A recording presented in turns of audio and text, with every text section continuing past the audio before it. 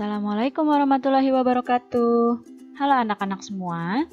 Hari ini kita akan belajar tema 4, subtema 3, pembelajaran ketiga dengan muatan bahasa Indonesia, PPKN, dan IPS. Sudah siap untuk belajar hari ini? Kalau sudah siap, mari kita mulai belajarnya. Lihat di hadapan kalian, Dayu membacakan sebuah pantun untuk teman-temannya. Jalan-jalan ke dekat pohon, tempat indah hijau rumput, pada Tuhan kita memohon sesuai ajaran yang kita anut. Nah, dalam membuat pantun, kamu harus memperhatikan sajak dalam pantun, ya. Selain itu, di dalam pantun juga harus terdapat amanat atau pesan dan nasihat yang ingin disampaikan kepada pembaca pantun tersebut. Coba perhatikan contoh pantun berikut ini. Siang-siang makan buah dondong. Rasa takut melihat besarnya ular. Mari kita melakukan gotong royong agar pekerjaan cepat kelar. Nah, di sini sajaknya adalah dilihat ini belakangnya G, ini baris ketiga juga G. Kemudian baris kedua belakangnya R, baris keempat juga belakangnya R. Jadi sajaknya AB, AB. Kemudian dilihat di sini amanatnya apa dalam pantun tersebut. Nah, amanat dalam pantun tersebut adalah dengan gotong royong, maka pekerjaan akan cepat selesai. Jadi diingat ya, diperhatikan sajaknya, diperhatikan juga amanat dalam pantun tersebut.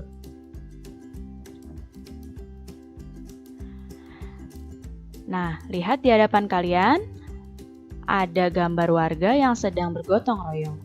Apakah di tempat tinggalmu pernah melakukan kegiatan seperti gambar ini? Wah, bagus sekali jika di daerahmu masih melakukan seperti kegiatan pada gambar. Gotong royong adalah bekerja bersama-sama untuk mencapai suatu hasil yang juga diinginkan bersama. Nah, gotong royong itu termasuk salah satu bentuk tanggung jawab masyarakat. Melalui gotong royong, pekerjaan akan lebih cepat terselesaikan. Coba dilihat pada gambar. Bayangkan jika membersihkan seperti ini hanya dilakukan oleh sedikit orang atau 1-2 orang. Pasti akan lama selesainya. Dengan bergotong royong, pekerjaan membersihkan lingkungan, merawat lingkungan, itu akan lebih cepat diselesaikan. Apa saja unsur-unsur di dalam gotong royong? Nah, unsur yang pertama adalah dalam gotong royong ini kegiatan dilakukan dengan cara bekerja sama. Kemudian, unsur yang berikutnya, semua peserta gotong royong ikut serta sesuai dengan kemampuannya masing-masing. Gotong royong juga dilakukan secara sukarela. Jadi, tidak ada paksaan ya dalam melakukan gotong royong. Dilakukan secara sukarela. Dan gotong royong ini juga bermanfaat bagi kepentingan bersama, bermanfaat bagi seluruh warga. Jadi, ini adalah unsur-unsur dalam gotong royong. Gotong royong itu adalah budaya bangsa Indonesia yang harus kita lestarikan. Karena dengan gotong royong dapat mempererat persatuan dan kesatuan. Apa saja manfaat gotong royong?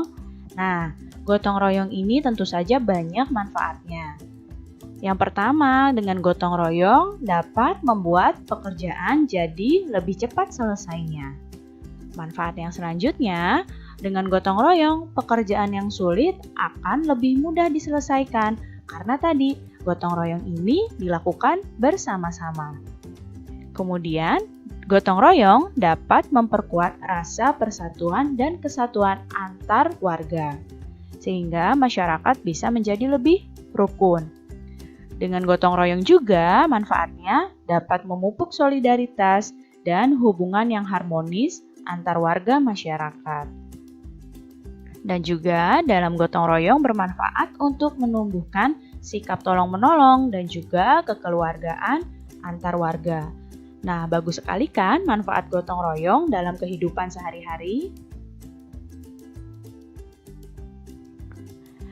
Nah, sebagai warga, kita hendaknya mendahulukan kepentingan bersama. Setiap individu pun sebaiknya memperhatikan hal-hal yang menjadi tanggung jawabnya agar tercipta lingkungan kehidupan yang harmonis, masyarakat yang tentram. Jadi, setiap individu harus memperhatikan hal-hal yang menjadi tanggung jawabnya. Apa saja jenis-jenis tanggung jawab warga masyarakat? Berikut ini adalah jenis-jenis tanggung jawab warga masyarakat. Yang pertama, tanggung jawabnya adalah memelihara ketertiban dan keamanan hidup bermasyarakat. Ya, jadi memelihara ketertiban dan keamanan adalah tanggung jawab warga masyarakat. Kemudian, tanggung jawab selanjutnya menjaga dan memelihara rasa persatuan dan kesatuan. Berikutnya, tanggung jawabnya adalah meningkatkan rasa solidaritas sosial antar anggota masyarakat. Dan juga tanggung jawab di masyarakat adalah menghapuskan bentuk-bentuk tindakan diskriminasi. Jadi, ini adalah beberapa contoh jenis tanggung jawab warga masyarakat. Dan masih banyak lagi ya tanggung jawab lain warga masyarakat.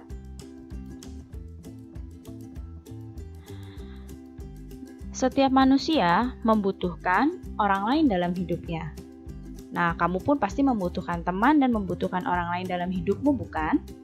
Hal ini memunculkan yang bernama interaksi sosial. Interaksi sosial merupakan dasar bagi semua aktivitas manusia yang berhubungan dengan orang lain. Interaksi terjadi karena adanya kepentingan pemenuhan kebutuhan masyarakat. Jadi, karena masyarakat butuh untuk memenuhi kebutuhan hidupnya, maka terjadilah yang namanya interaksi sosial. Apa saja faktor-faktor yang mendorong manusia melakukan interaksi sosial? Yang pertama adalah faktor ekonomi. Maksudnya di sini, manusia itu kan membutuhkan sandang, pangan, dan papan. Sandang itu adalah makanan, sandang itu adalah pakaian yang kita gunakan, pangan adalah makanan yang kita makan, dan papan adalah tempat tinggal kita. Nah, manusia itu membutuhkan itu. Nah, interaksi ekonomi ini terjadi karena adanya kepentingan pemenuhan kebutuhan ini, sandang, pangan, dan papan oleh masyarakat. Jadi, terjadilah interaksi sosial dengan faktor ekonomi. Kemudian, ada interaksi sosial faktor politik. Di sini, contoh interaksi sosial di bidang politik adalah interaksi yang dilakukan partai-partai politik menjelang pemilu. Kemudian, faktor interaksi sosial selanjutnya adalah faktor sosial dan budaya. Maksudnya, interaksi sosial di bidang sosial dan budaya ini didorong oleh faktor budaya yang berkaitan dengan bahasa, perilaku, adat istiadat, dan seni. Dan ada faktor moral.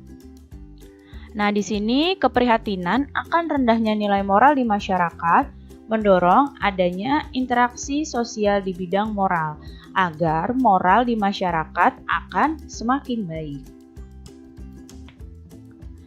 Baik anak-anak, cukup sekian ya penjelasan Ibu kali ini. Mudah-mudahan kalian paham dan mengerti. Terima kasih anak-anak semua. Sampai jumpa lagi. Wassalamualaikum warahmatullahi wabarakatuh.